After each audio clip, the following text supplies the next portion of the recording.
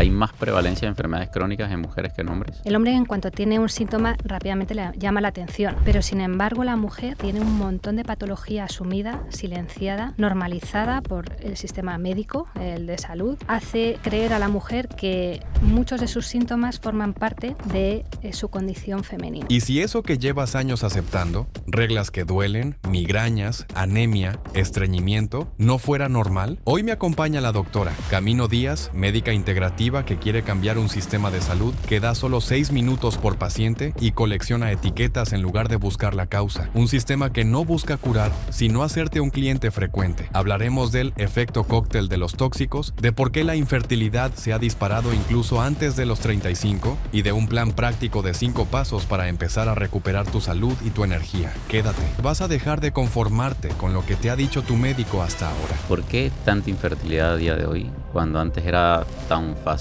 que una mujer a cualquier edad quedara embarazada? Me vienen ya muchas mujeres que se quieren preparar para la menopausia, con un miedo atroz, Claro. como si fuera una patología, ¿no? Que les digo, ni es patológica la menstruación, ni es patológico el embarazo. Yo recuerdo como médico de familia que soy 6 minutos por paciente. ¿Para qué me va a contar si le duele más la rodilla cuando se levanta que cuando se acuesta? Si le voy a poner un ibuprofeno, cuanto antes se lo dé, antes se irá, antes me voy. Hay un problema de inflamación.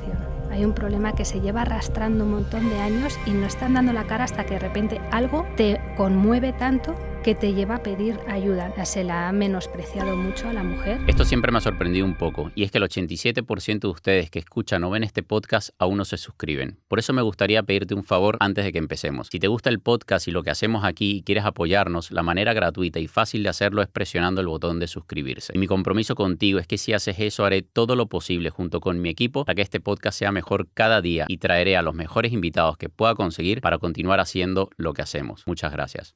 Camino, yo no sé si estoy sesgado o no, pero me da la sensación, no sé si es una percepción mía, pero 9 de cada 10 personas que vienen a buscar a mí y a mi equipo para perder peso son mujeres. Y hace un par de días tuve a la doctora Saracetti, que ella está especializada en neurología, y me decía exactamente lo mismo. Me decía que la mayor parte de las personas, que no sabemos si es la mayor parte que las que buscan ayuda son mujeres, o la mayor parte realmente de las personas que se están viendo afectadas en el mundo son las mujeres. ¿Crees que hay más prevalencia de enfermedades crónicas en mujeres que en hombres?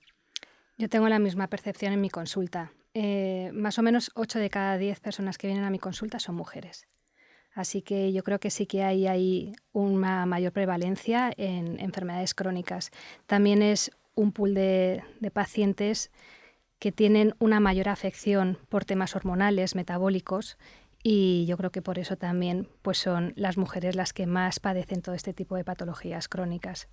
Aparte de que yo creo que también la mujer se conforma menos, que empieza ya a buscar una respuesta que antes pues a lo mejor asumían o no protestaban o bueno pues no tenían opción, ¿no? a buscar una solución. Así que sí, yo también veo esa prevalencia mayor en mujeres, sin duda. Tengo esa duda porque sí es verdad que en algún momento, no es la primera vez que hago esta pregunta a algún invitado, pero está esa teoría, ¿no? De que las mujeres, que de repente no hay tanta, depende de la patología, lo hablábamos antes de empezar la entrevista seguramente, pero ¿por qué la mujer estaría buscando más ayuda que el hombre? Si no hubiese mayor prevalencia, porque a nivel de investigación científica, bueno, ni tú ni yo tenemos la información, pero si no hubiese una mayor prevalencia, ¿por qué tanto para ti como para mí? Que incluso mi empresa da la sensación de que va por musculación y del género masculino por el nombre, ahí me llegan 9 de cada 10 son mujeres. ¿Por qué la mujer busca más ayuda o le da más importancia a la salud? Yo creo que hay distintos factores. Es verdad que muchas de las patologías autoinmunes pues tienen mayor prevalencia en la mujer y también pues por eso pueden aparecer más en consultas, pero con el tema a lo mejor que te puede afectar más a ti, con el tema más estético del sobrepeso, también yo creo que la mujer siempre está más estigmatizada y bueno, pues ha buscado ayuda a la hora de intentar encontrarse en un cuerpo perfecto que la sociedad demanda y que quizá no ha sido tan exigente con el hombre.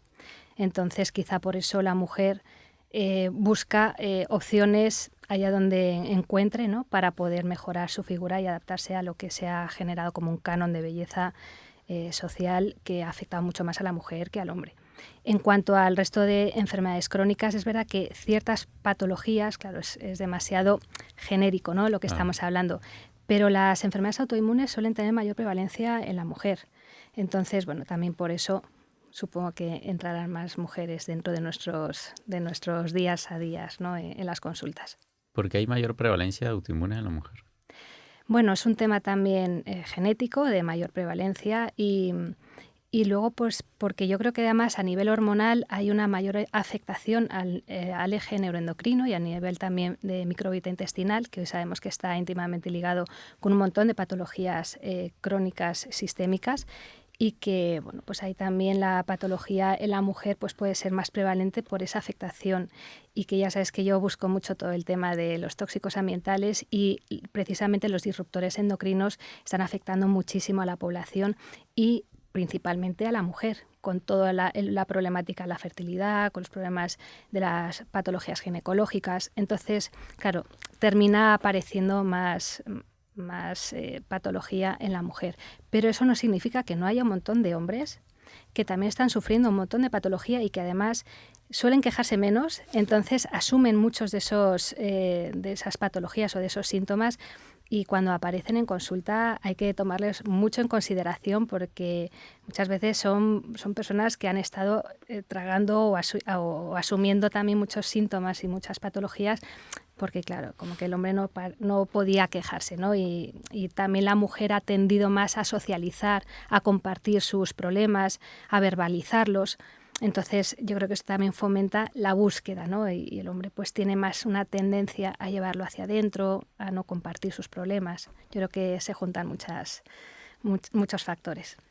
Sí, yo creo que el tema de que hayamos, sobre todo, crecido o nos hemos desarrollado en una cultura obrera, sobre todo, bueno, donde prevalece el hombre, ¿no?, por encima de todo, y de que la famosa frase arremangarse y continuar evita que en muchos casos que uno como hombre, por lo menos yo me identifico mucho con eso, uno verbalice lo que está sintiendo. Entonces va dejando pasar muchos síntomas, muchas afecciones, hasta que de repente ya es muy tarde y es cuando tienes que ir a buscar ayuda. No sé si para la mujer es distinto, porque de repente la mujer es lo que tú dices, para ella es mucho más fácil compartir un dolor, una afección o verbalizarlo con su grupo social o sus amigas, y de repente le dan más prioridad, no lo sé. Bueno, realmente yo veo aquí como una espada de doble filo, porque el hombre en cuanto tiene un síntoma rápidamente le llama la atención, ¿no? Aunque a la mujer le cueste más compartirlo o buscar ayuda, pero sin embargo la mujer tiene un montón de patología asumida, silenciada, normalizada por la propia sociedad, incluso por el sistema médico, el de salud, que hace creer a la mujer que muchos de sus síntomas forman parte de su condición femenina. Y esto es una de las cosas que, bueno, quizá más me indigna en consulta y que llevo observando en los últimos años con muchísima angustia, porque la frustración que crean las mujeres cuando pasan por mis consultas y vienen por un síntoma, que realmente vienen por un motivo de consulta concreto y que es como el escaparate, ¿no?, de su tienda. Pero lo que tienen por detrás y que han acumulado y que han normalizado es tan grande que cuando yo les paso el cuestionario, que tú mismo sabes que es un cuestionario larguísimo, como decía, me acuerdo una de las pacientes que al principio cuando empecé a hacer el cuestionario me dijo, hija mía, es que entre esto y confesarse hay poca diferencia. Y le dije, seguro que yo te pregunto más cosas, ¿no? Entonces, con ese cuestionario, claro, yo puedo descubrir realmente la película, la historia de vida de un paciente, más allá del motivo de consulta, que es como lo que le llama la atención. Pero detrás de ese motivo de consulta hay mucha patología y muchísima patología asumida por la mujer, por la condición de ser mujer. Y no se han dado cuenta de que todos esos síntomas son patológicos, no forman parte de su condición femenina. Y esto, claro, pues por un lado es verdad que tendemos más a socializar, ¿no? Pues eso parece también que en ese ambioma es un factor de salud, ¿no?, en cuanto a la esperanza de vida en la mujer, el poder compartir y socializar. Pero por otro lado, como se normaliza incluso en su entorno familiar, de amistades, pues se les acalla esos síntomas o se les acalla esa queja que en un principio pues cualquier persona siente que hay un disconfort, pero como lo empiezas a asumir como algo normal, que realmente es muy frecuente pero no es normal, pues también tiene esa desventaja que la mujer asume un montón de patologías que no se ha dado no es ni siquiera consciente de que las tiene. Y cuando busca una ayuda para un síntoma concreto, de repente se da cuenta que ese síntoma también tenía que ver con todo lo que tenía previamente. Y esto es una de las cosas que hoy en día en mis consultas pues estoy intentando apoyar cuanto más a las mujeres para que haya ese despertar de conciencia y que dejen de conformarse con lo que han asumido hasta entonces. ¿Cuáles son los síntomas más comunes que tiene una mujer normalizados a día de hoy? Pues mira, sí, es que es un listado enorme, pero mira, te diría que es que desde que somos pequeñas, veo mucha patología asumida cuando les pregunto y me dicen, sí, yo era mala comedora y bueno, pues mis padres es que me decían que es que era muy caprichosa. O sea, se les tacha a los niños de caprichosos cuando realmente se pueden estar quejando de algo que a nivel intestinal ya está generando algún disconfort y ya se les tacha de caprichosos al niño, ¿no? O a la niña, o empieza con la menstruación y entonces nada, es normal que les duela la regla y que tengan dolores de cabeza. Y esto, por favor, no es normal. O sea, la menstruación no tiene que doler. De verdad, no tiene que doler la menstruación. No tiene que generar dolores de cabeza. No tiene que provocar anemias. ¿Sabes la cantidad de pacientes? Bueno, incluso propiamente los médicos asumimos que si una mujer tiene anemia es porque es por su menstruación. Y esto, en los estudios científicos, nos dice que solamente se debe la anemia en mujeres que menstruan de forma descontrolada. Es decir, cuando hay un sobreexceso de una hemorragia. Pero claro, se piensa que es que el sangrar de esa forma es normal y no lo es. Entonces, si esto no se revierte, lo único que hacemos es cronificar a esas mujeres en una continua o en un continuo tratamiento con hierro, ¿no? Para que durante la menstruación pues estés tomando hierro y no te anemices. Pero lo que hay que entender es que si produce anemia hay un problema, probablemente de absorción o de mala coagulación, etcétera. Entonces, empezando por ahí, los dolores menstruales, las anemias, las migrañas, esas cefaleas. Luego empiezan pues también los problemas de acné severos, que no es solamente un momento hormonal de la adolescencia, sino incluso acnés que aparecen a posteriori, ¿no? O temas de sobrepeso, o problemas, por ejemplo, de diarreas o estreñimiento, súper asumidos. O sea, es de las cosas que más más se han normalizado dentro de la población y además que se excusan con, bueno, es algo familiar. No, yo les pregunto, ¿cuántas veces defecas? ¿Cómo son tus heces? Etcétera. Y nada, bueno, pues defeco lo normal. Yo, bueno, pero vamos a ver qué es lo normal. Y lo normal se piensan que es lo que han visto en la familia. Pues si su madre siempre ha sido estreñida o su padre tenía diarreas, pues piensan que es así. O, peor aún, la típica frase de, no, es que a mí los nervios se me van al estómago. Claro. Entonces yo ya digo, bueno, que los nervios en un momento dado puedan provocarte o, pues, una diarrea o que si viajas en un momento... Pero el hecho de que la tendencia natural en tu organismo sea hacia el estreñimiento, hacia la diarrea, ya está demostrando que hay un problema de inflamación intestinal, alteración de microbiota, que no se está prestando atención y se ha normalizado. Y bueno, pues luego empiezan los problemas también ginecológicos, ¿no? Que si una endometriosis, porque puede estar una endometriosis detrás de esos dolores menstruales que se han asumido y que hoy en día es que lo veo hasta en las amigas de mis hijas que se atiborran a antiinflamatorios, analgésicos para soportar los dolores de la menstruación. Hay un montón de mujeres que están condicionadas cada mes a sus problemas menstruales y nadie les ha puesto el punto de atención de aquí detrás hay un problema de salud, hay una inflamación que está generando esa alteración y aquí hay algo que solucionar. Pero no, se les da la baja, ¿no? O se les promociona ahora ese apoyo, pero no se les está abriendo los ojos a que hay algo detrás de esa patología, porque es una patología.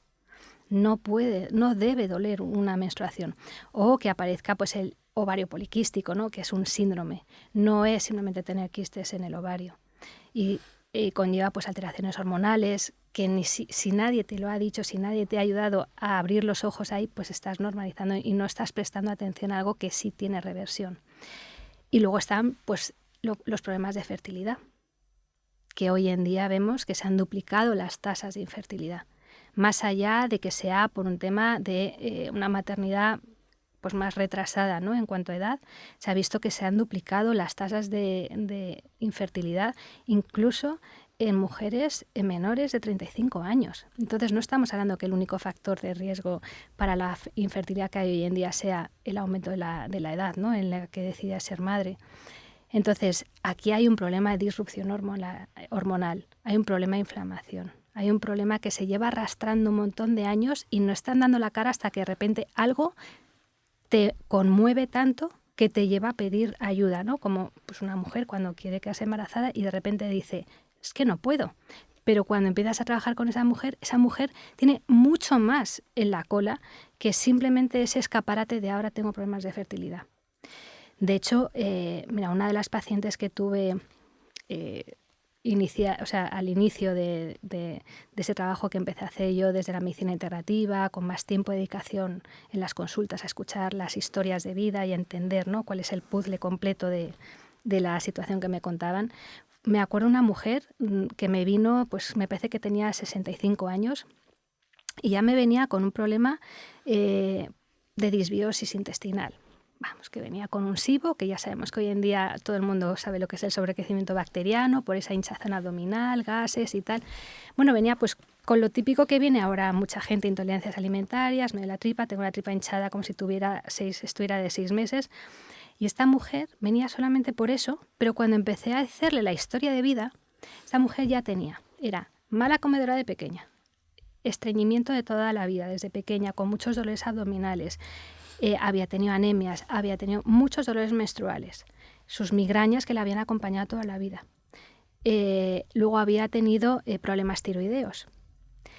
A eso se le asocian los problemas de fertilidad que tuvo cuando se casa, quiere tener hijos, no consigue tener hijos, tienen numerosos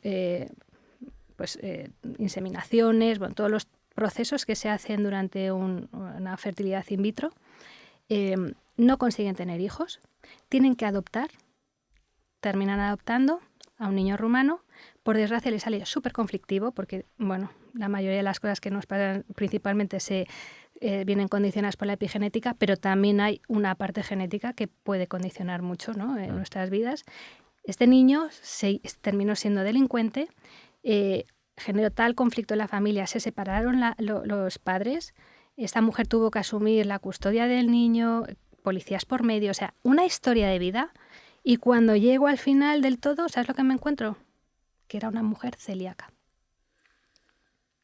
La celiaquía, que es una enfermedad autoinmune, sistémica, que afecta a todo el organismo, más allá que al intestino, era la causa de sus problemas desde que nació. Y claro, cuando yo me di cuenta de esto dije, por favor, esta mujer ha asumido un montón de patologías que si alguien hubiera escuchado con un poquito de atención y hubiera encontrado un diagnóstico a tiempo, ¿cuántas cosas se habría ahorrado esta mujer? Porque fue un drama toda su vida. Y ella me venía simplemente por un SIBO. Un SIBO que era simplemente el escaparate de todo este recorrido en su vida. Entonces, claro, pues esto es lo que yo me encuentro. Y luego, claro, nos acercamos a la perimenopausia y ya las mujeres me vienen ya muchas mujeres que se quieren preparar para la menopausia, con un miedo atroz, claro, como si fuera una patología, ¿no? Que les digo, ni es patológica la menstruación, ni es patológico el embarazo, ¿no? Que también hay como, bueno, mucha revolución alrededor, pero entiendo que al final están viendo en su entorno mucha gente que está sufriendo pues los efectos de inflamación en toda su vida que dan la cara al final pues en esa menopausia, ¿no?, o en esa perimenopausia. Y bueno, pues luego estamos con las osteoporosis, y la osteoporosis en la mujer no debería ser más que simplemente una bajada de la calcificación, básicamente porque bajan los estrógenos, pero no tanto como para descalcificar como se están descalcificando las mujeres. Entonces, cuando hay esa descalcificación, hay que encontrar una causa, el por qué se han descalcificado. No es solamente ahora vamos a ver si vamos a poner bifosfonatos o no. O sea, esa no es la cuestión. La cuestión es por qué te has descalcificado durante toda tu vida. Y entonces, todas estas situaciones son las que han llegado a un momento en el que me he tenido que plantear y decir, la mujer está sufriendo muchísima patología silenciada, que nadie les ha dicho que tienen que buscar ayuda cuando tengan ese tipo de problemas, porque además se van acumulando y que tienen una solución. Y la solución no es poner un tratamiento, que bienvenido sea un tratamiento para aliviar, por supuesto, pero no es la solución de sus problemas. Entonces, hay que alzar la voz a que la mujer empiece a despertar que se merece una vida libre de dolores, libre de inflamación, que esté libre de lo que no le haga sentir plena y llena de energía. Y esto es muy revolucionario, porque es que yo desde luego, si miro a mis pacientes y también a mi entorno, me da mucha pena, porque necesitamos un despertar. Las mujeres tienen que sentirse plenas de energía y sin dolores, también los hombres, pero los hombres no están tan silenciados. Aunque les cuesta compartir sus problemas, cuando se encuentran mal, se quejan, porque entienden que eso no forma parte de su condición masculina. ¿Por qué crees que la mujer ha normalizado tantas cosas que no son normales? Tú hablas de las cefaleas, el estreñimiento, las migrañas, el tema del dolor durante la menstruación. ¿En qué momento se empezó a normalizar todo esto? Bueno, yo creo que es un tema de tradición familiar y social, porque primero porque como es tan frecuente y además no invalida, no es una cosa que te lleve a una silla de ruedas, pues se le acostumbra a la mujer a que cuanto menos guerra dé, ¿no? Mejor. Y niña, no des la lata, y niña, no te quejes, ¿no? Que esto es pues, por tu menstruación o porque eres madre o porque estás en la menopausia. O sea, se la ha menospreciado mucho a la mujer y eso forma parte de esta asunción de tanta patología. Y luego, como es tan frecuente, pues hasta la propia familia o incluso el sistema sanitario no le da voz, no le da importancia. Entonces, eso es una de las grandes causas de que esta mujer, o sea, que las mujeres hoy en día pues tengan tanta patología silenciada, porque nadie les ha ayudado a darse cuenta de que realmente hay una patología detrás de esos síntomas. Tú hablabas ahora mencionabas el tema del cuestionario. Yo recuerdo que cuando rellené ese cuestionario, o sea, fue cuando me di cuenta, Camino, de que mis problemas tenían un origen muy temprano en la vida. O sea, ahí tú me preguntabas cómo había nacido, si había tenido lactancia materna de forma exclusiva o no. ¿Qué tan importante, tú hablas del caso de la señora a sus 65 años, el tema de la celiaquía, pero qué tan importante es sobre todo detectar ese tipo de problemas, ese tipo de síntomas en el inicio y no ya al final cuando obviamente has acumulado todas esas afecciones y que ha tenido consecuencias? Hombre, la importancia es que te evitan una vida llena de malestar y de sufrimiento innecesario. Sobre todo con ciertas patologías como por ejemplo la celiaquía, que produce tantísima iatrogenia. Es una de las patologías que a mí, o sea, que yo más persigo el diagnóstico, porque además como el tratamiento es tan sencillo, claro, también por eso pues no hay tanto apoyo, ¿no?, a la hora de hacer un buen diagnóstico como debería hacerse hoy en día. Pero claro, produce mucha iatrogenia el no hacer un diagnóstico adecuado a tiempo. Y lo mismo pasa con la celiaquía como con otro tipo de patologías. Si a los niños en vez de tacharles de caprichosos o de pesados o se les tomase en serio, porque realmente los niños están súper conectados con sus síntomas, con su cuerpo, con sus sensaciones, y es algo que vamos perdiendo, ¿no? Desde la infancia se te va adoctrinando y acostumbrando, y de forma social estamos ya como metidos en una educación, en una forma de vida que nos lleva a unas conductas en las que nos alejamos de nuestras propias sensaciones, nos desconectamos.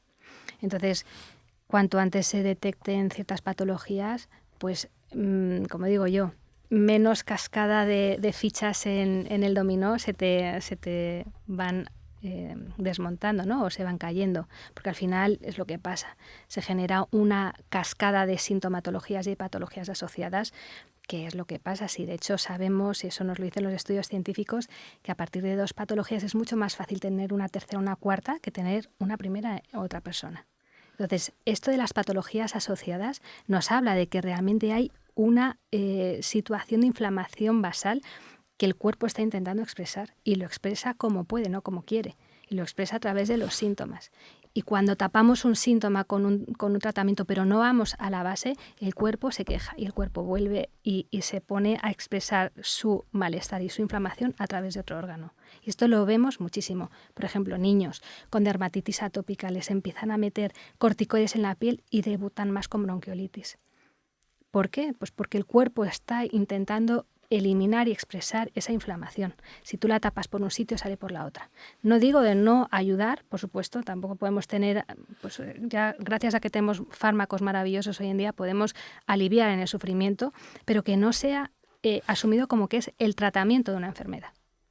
Es una ayuda para empezar a buscar qué hay detrás de esos síntomas, de esa patología. Y cuanto antes tengamos un diagnóstico o al menos sepamos que hay algo, antes podemos poner fin a una cadena que, si no la paramos a tiempo, pues va a generar muchísimo sufrimiento en ese paciente a lo largo de su vida. Y es lo que yo veo todos los días en mis consultas. Yo creo que la mayoría de la gente no entiende lo que tú mencionas, las patologías asociadas. Me da la sensación de que la mayoría va a una consulta, le pones un diagnóstico y piensa que ya tengo, independientemente de lo que sea, ¿no? Alzheimer, cáncer o algo menor. Y es como que ya tengo esto. Pero eso luego puede, si no buscas esa causa raíz, era lo que tú decías, si tú no solucionas el estreñimiento te sigue causando otras patologías, otros problemas, otros síntomas. Porque al final es tu cuerpo intentando, de forma desesperada, avisarte de que hay algo que no está sucediendo, de que no está funcionando bien. ¿Por qué crees que la persona piensa de que no va a haber algo más o de que no puede haber una complicación? ¿O por qué simplificamos en muchos casos también? Porque nadie se lo advierte. O sea, directamente por eso, porque nadie ha hecho esa asociación, o porque también hoy en día la salud está concebida de forma muy compartimentalizada, y parece que si tienes un problema y vas al dermatólogo, el dermatólogo solo te ve la piel, y si luego te duele el intestino, vas al digestivo, solamente te ve la parte intestinal, pero ninguno de los dos ha hecho asociación y tampoco le ha comunicado al paciente de que esas 2 patologías tienen un origen común. Entonces, el problema es que hoy en día la salud no se ve de forma interrelacionada, integrada, y como una forma que tiene el propio organismo también de reequilibrarse, de buscar una solución. Es que el cuerpo, según pasan los años, cada vez me doy cuenta de lo más maravilloso que es nuestro organismo, cómo está en continuo trabajo para reequilibrarse, para regenerarse, para buscar la solución que a veces nosotros de forma consciente no conseguimos realizar, tanto a nivel físico como a nivel mental o emocional. Entonces el cuerpo está en continua reparación. Lo que pasa es que a veces no le dejamos, porque no le damos opción, no le damos otras condiciones u otros hábitos de vida que puedan compensar lo que está pasando. Y de hecho yo creo que es una de las cosas que más veo que genera mucha confusión, ¿sabes, David? Porque muchos pacientes dicen, no, pero no puede ser celiaquía, porque es que yo de niño, bueno, sí, tenía algunas diarreas, sí, la tripa hinchada, bueno, sí, me quejaba, tenía aftas, algo. No, pero luego ya se me pasó, ¿no? Y luego de repente empiezan ya de adultos otra vez con un montón de sintomatología. ¿Y qué pasa? Que eso confunde, porque dices, bueno, si fuera celíaco lo tendría que haber visto desde Siempre, niño, ¿no? claro. Siempre. O si tengo un problema X, me tendría que haber acompañado toda la vida. Y el cuerpo está en continua reparación. Entonces, por ejemplo, durante la adolescencia, la hormona del crecimiento, la GH, genera muchísima capacidad de regeneración tisular, de regeneración celular. Entonces, el cuerpo está reparándose, está intentando solventar o incluso reparar tejidos. Entonces, puede dar lugar a confusión que haya esa variabilidad. Y claro, cuando te encuentras con esto, pues hay que concienciar que el cuerpo realmente estaba intentando reparar una situación que en un momento dado durante la adolescencia era capaz de sostener, porque no había otros factores que estuvieran agravando, pero luego le metes el estrés del trabajo o le metes la alimentación que se descontrola, sobre todo cuando ya te vas a vivir solo, o cambia tu alimentación y ya no es tu mamá la que te cocina, ¿no?, la comida casera, sino que ya empiezas a incorporar muchos otros factores, dejas de jugar, de salir, a estar sedentario encima, pues sentado en una silla 10 horas al día, con un ordenador delante, o sea, empieza a entrar un montón de situaciones de estrés, o una pandemia, o empiezan a venir otro tipo de situaciones y de repente hace crack el organismo y el sistema inmune peta. Se produce una inmunodesviación que ha generado todo lo que ha ido acumulando, todos los tóxicos, estrés, alteraciones de inflamación, microbiota, etcétera, y el cuerpo de repente no puede sostener todo lo que lleva sosteniendo, que nuestro sistema inmune se encarga de todo lo que tiene que repararse. Por eso es tan importante dormir, no solamente para no tener ojeras, sino para descansar y reparar. Y entonces, si durante esa noche no estás reparando esa célula tumoral que se está descontrolando, o si no eres capaz de reparar o regenerar ese tejido endometrial o intestinal, o no estás reparando bien o detoxificando tu organismo de forma, pues ¿qué pasa? Que llega un momento en el que el sistema inmune no puede sostener lo que hay y a lo mejor pues sobrecrecen muchos oportunistas, ya que aparece el gran mundo de las coinfecciones y aparecen los Lyme crónicos reactivados, que están detrás de muchos long COVID, por ejemplo, o de muchas fatigas crónicas, o de muchas fibromialgias, reactivaciones del Epstein-Barr, del citomegalovirus, o puede haber o sobrecrecimientos bacterianos o de otros microorganismos intestinales con los que empiezan ya toda la sintomatología digestiva, ¿no? Pues sobrecrecimientos de parásitos, de hongos y esas cándidas que también dan muchísima sintomatología incluso sistémica, o de esas bacterias que están produciendo estos SIBOs y estas disbiosis. ¿Y qué es lo que está pasando? Pues que hay un oportunismo que aprovechan todas estas coinfecciones o estos microorganismos que tenemos en el propio cuerpo y que hasta entonces había podido sostener el cuerpo y el sistema inmune y nuestra microbiota, y de repente ya no puede más, y entonces, pues como en la vida misma, ¿no?, cuando falta la policía, pues vienen los ocupas y te la montan. Qué buena analogía. ¿Crees que, porque yo por lo menos lo identifico mucho de lo que estás hablando con lo que a mí me tocó atravesar? Y sí es verdad que no solamente yo normalizaba muchos síntomas, sino que lo que yo intento también explicar es que cuando uno va a una consulta y tú te encuentras con el profesional de la salud, con su bata blanca, con su instrumentación, con todos los títulos a la espalda, eso te genera un efecto halo brutal. Y yo no voy a poner en duda lo que esa persona tenga para decirme a mí. Entonces, claro, no solamente que yo lo normalicé, sino que también no solamente pasé por muchos profesionales de la salud durante toda mi vida, por los problemas de migraña, estreñimiento, etcétera, y te ayudan también a normalizarlo. ¿Crees que también el médico, no sé, por una cuestión de desconocimiento, ignorancia, subestima todos esos síntomas? Yo creo que hasta el propio médico tiene sus limitaciones, y te lo digo en primera persona porque los médicos tenemos que estudiar muchísimo para llegar a ser médicos, y esto es algo que realmente nos lleva muchos años de nuestra vida. Son más de 12 años hasta que terminas teniendo una especialidad. O sea, que es que no es una carrera corta ni mucho menos. Y estudiamos muchísimo. Pero también salimos con la falsa creencia de que todo lo que estudiamos es todo lo que hay. Y ni mucho menos. Y cuando sales y te enfrentas a tu primer paciente y te das cuenta que no puedes ni siquiera contestar a la pregunta más sencilla, y es: ¿y doctora, y por qué tengo esto? Y dices: ostras, no me lo puedo creer. 12 años de trabajo, de estudio sin parar, y no sé contestar a una pregunta tan evidente.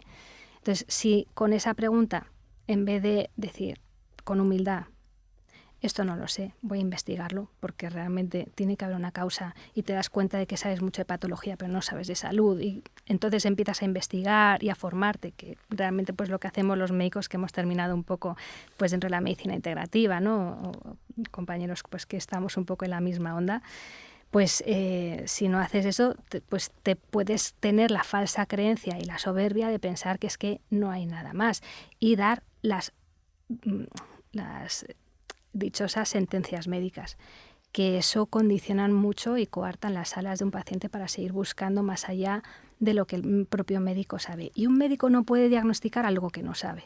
Algo que no conoce es imposible que lo pueda perseguir como un diagnóstico o que pueda ayudar al paciente a decirle esto es limitado, ¿no? Si no tenemos la humildad suficiente para decirle al paciente, mira, con mis analíticas no encuentro una justificación para tu malestar, no le estás dando opción a que ese paciente siga avanzando. Y como venimos de una medicina paternalista que todavía coletea, todavía hay pacientes que piensan pues que lo que diga el médico va a misa. Y que esa sentencia médica hay que asumirla como verdad absoluta. Y ahí es donde hay que empezar a no conformarse. Yo creo que también hay que aprovechar la tecnología, el avance de las redes sociales, de tener internet a golpe de dedo. Ya no nos podemos conformar con ser ignorantes. O sea, ya hay muchos pacientes que vienen a la consulta y saben más de su patología que tú. Entonces, eso hay que tomarlo con humildad y además yo creo que es bueno que el paciente busque y que se informe, y el médico tiene que seguir investigando, porque a pesar de todo lo que estudiamos y de que tenemos que estar actualizados en nuestra microespecialidad todos los días, hay mucho que se nos queda todavía por investigar, por conocer, por estudiar. Entonces hay que tener esta limitación muy consciente para poder transmitir al paciente que lo que a lo mejor nosotros estamos viendo no es suficiente, y luego entender que la mayoría de las veces lo que hacemos es poner diagnósticos sintomáticos, pero no son diagnósticos etiológicos. Y esto es una de las grandes causas de que el paciente se vaya tranquilo porque ya me han puesto una etiqueta, pero no se está dando cuenta, y tampoco el propio médico, de que más allá de esa etiqueta hay que buscar el por qué tiene esa patología. Porque hoy en día se pone el diagnóstico, o sea, se pone el título, hipotiroidismo, endometriosis, fatiga crónica, fibromialgia, intestino irritable, bueno, un listado, artritis, o sea, todo realmente lo que te está diciendo es una descripción de tus síntomas. Migrañas crónicas, o sea, no estás entendiendo ni buscando un diagnóstico etiológico, que significa el por qué tienes una migraña, el por qué tienes la piel inflamada, el por qué tienes una glándula tiroidea que no funciona. No basta con poner que tienes un hipotiroidismo y vamos a hacer analíticas hasta que esté tan atrófica tu glándula tiroidea que cuando esté tan atrófica te pondré ya el tratamiento sustitutivo. No, hay que ver el por qué estás desarrollando un hipotiroidismo, por qué tu sistema inmune, porque el hipotiroidismo autoinmune es el más frecuente, tu sistema inmune no tiene por qué estar atacándote. O sea, esto hay que dejar de pensar que las cosas son idiopáticas, genéticas, familiares, no. La mayoría de las veces es un tema epigenético y lo que hay que buscar es el por qué tu propio sistema inmune se pone a atacar a tu propia glándula tiroidea.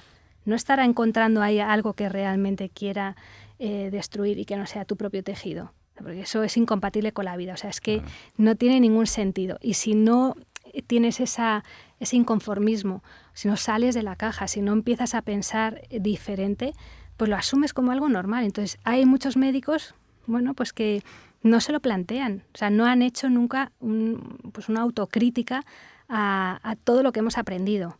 Y hay que empezar a desaprender muchísimo para empezar a abordarlo y a entenderlo desde otro punto de vista. Porque esto lleva primero una cura de humildad, un reconocimiento de nuestra limitación y luego una búsqueda incesante que no termina nunca.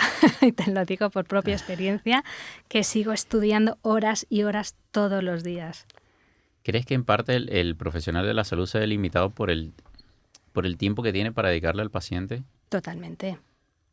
Si al final todos los médicos, o sea, la medicina es una de las profesiones de mayor vocación y todos los médicos quieren mejorar o curar, que no curamos porque realmente ayudamos a que el propio proceso autocurativo del paciente se ponga en marcha, pero bueno, realmente nuestra intención siempre es ayudar al paciente, curarle sus enfermedades o aliviarle, o sea, realmente hay una intención muy honesta por parte del médico, pero luego caes en un sistema depredador del médico y de la vocación médica.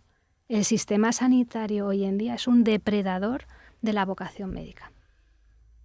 Y esto es tremendo y sé que muchas personas que me estén escuchando y que estén dentro del sistema de salud, también enfermeras, auxiliares, o sea, el sistema de salud hoy en día es un depredador de la vocación sanitaria. ¿Por qué? Porque es tan poquito el tiempo que se le puede dedicar a un paciente que no te da tiempo a investigar. Lo que tienes es una presión asistencial tan bestial, incluso en el sistema privado, ya no solamente en el sistema público de salud. Digamos, en el sistema público de salud, yo recuerdo como médico de familia que soy, que yo he estado muchos años como médico de familia en muchos centros de salud, o sea que lo conozco a dedillo, tenía 6 minutos por paciente. 6 minutos. Si a ti en 6 minutos no te da tiempo ni a elegir qué ordenador quieres. O sea, ¿qué me estás contando? En 6 minutos, ¿qué puedes hacer por un paciente? Por mucho que tú quieras mejorarle a alguien en 6 minutos o intentar duplicar el tiempo para dedicarle un poco más de tiempo a ese paciente, es que se te echa encima el resto de la lista de espera. Es que tienes 40 pacientes en un día. ¿Qué puedes hacerle a un paciente en 6 minutos? Lo único que puedes hacer es, yo recuerdo todavía estar en ese pensamiento de ¿para qué me va a contar si le duele más la rodilla cuando se levanta que cuando se acuesta, que si le sube si le voy a poner un ibuprofeno? Cuanto antes se lo dé, antes se irá, antes me voy. Terminamos pensando así. Y esto es tremendo, porque realmente el médico tiene muchísimo conocimiento para ayudar más allá de lo que hacemos hoy en día en las consultas. Y cada un poquito tiempo te da tiempo a poner un fármaco, por eso farmacologizamos mucho, porque es lo más rápido. Y bueno, con eso pues vas tirando, pero claro, te viene al mes siguiente a por lo mismo o más, porque se van sumando las patologías o los efectos adversos de los medicamentos que tienen. Entonces, caramba, hay que plantarse en algún momento. Dice, esto no lo podemos sostener. Claro, yo me planté porque dije, yo no quiero seguir sosteniendo un sistema sanitario que no está cuidando ni al paciente ni al médico. Yo me planté y dije, es que yo no puedo soportar esto. Quiero luchar por otro tipo de asistencia sanitaria, otro tipo de actitud y de atención médica, otro tipo de entendimiento, otro tipo de satisfacción tanto para el paciente, que lo percibe como algo maravilloso. O sea, a mí, claro, me dicen los pacientes que nadie me había preguntado cómo había nacido, pero o por qué es tan importante dónde te has criado, o si tu madre tenía una patología o no, o dónde, o sea, qué ha pasado a lo largo de tu adolescencia. O sea, los propios pacientes en mi consulta viven una transformación y también una sensación de por fin alguien me escucha. Pero no por poner oreja, que muchos dicen, no, claro, es que la medicina integrativa es mucho de oreja. No estamos haciendo psicoterapia. Estamos intentando entender la película entera. Esto es un arte. Como dicen mis hijas, mamá, es que pareces detective. Y yo, pues sí, parezco una... pero no hay que... O sea, a veces digo, sí, esto sería como para un capítulo de CSI, ¿no? Pero es que todo esto es súper importante porque al final el cuerpo se expresa como puede, no como quiere. Y detrás de esos síntomas hay algo que tienes que descubrir. Y cuando te das cuenta de que estás entendiendo por qué y entonces el paciente se da cuenta de que por fin alguien hace clic y empieza a entender todos los eslabones de su vida, la sensación es mágica. Claro, eso lo puedes hacer en un tiempo mínimo de 1 hora, pero en 6 minutos. En 6 minutos no te da tiempo a nada. Entonces, bueno, pues yo decidí protestar contra este sistema, pero no conformarme y buscar un modelo de salud nuevo, en el que además, a largo plazo, disminuyes la recidiva de patologías sanas, enfermedades crónicas, cosa que yo jamás había visto, que se pudiera sanar una artritis reumatoidea, que dejase de tener que utilizar tratamientos biológicos corticoideos. Perdona, es que está disminuyendo el gasto sanitario. Pero claro, eso es el planteamiento es tan cortoplacista a nivel político que nadie cae en esto. Pero realmente, cuanto más tiempo se dedica a un paciente, se invierte en una reversión mucho más temprana de sus patologías, menor agravamiento, menores ingresos hospitalarios. O sea, este modelo de salud es óptimo, pero alguien tiene que poner el ojo en ello para poder apostar de forma más potente a nivel social y sanitario, claro. ¿Y por dónde crees tú que empezaría el cambio? Por una protesta social. O sea, primero por médicos que empecemos a hacer las cosas diferentes, pero sobre todo por el despertar de los pacientes que ya empiezan a pedir un cambio. Es la presión principalmente social. Los pacientes inconformistas que ya están buscando, que se niegan a seguir tomándose medicación de por vida. Es que eso es el primer despertar. Entonces, este tipo de pacientes inconformistas empiezan a buscar otras opciones y a mí me pasa mucho, claro, yo en mis consultas hago unos informes, como tú ya bien sabes, porque sé que esos informes luego llegan a compañeros míos médicos. Y quiero que cuando los vean, y es verdad que cuando los ven que esto no es un naturópata, o sea, que, con todos mis respetos a los naturópatas, pero me refiero que esto es una evolución de la medicina, no es una alternativa, es una evolución de lo que tiene que ser la medicina.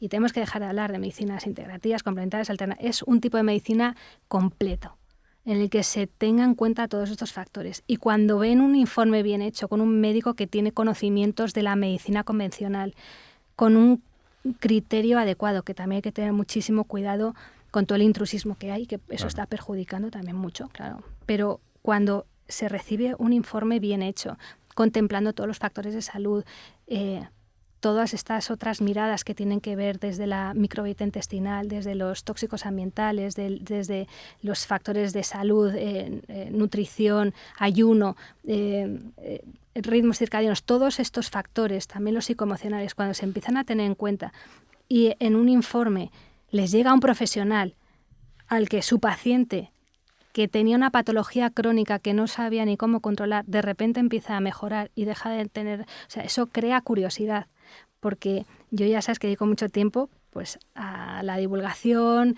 a dar formaciones, a hablar, a redes, para ayudar a que llegue mi mensaje.